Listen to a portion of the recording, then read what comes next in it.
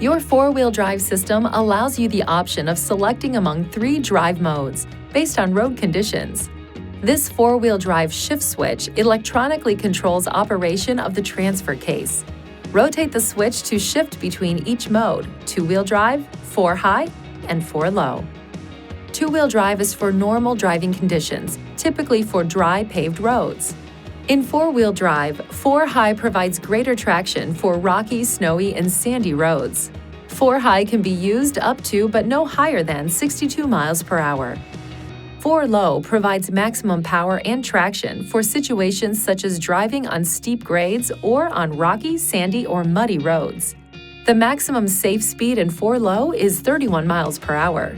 Shifting into 4 low will also activate off-road mode if so equipped. Off-road mode turns on the around view monitor, allowing you to check for obstacles surrounding the vehicle.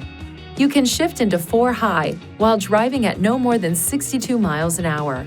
However, to shift into or out of 4 low, your vehicle must be at a standstill. Once stopped, you must depress the brake pedal.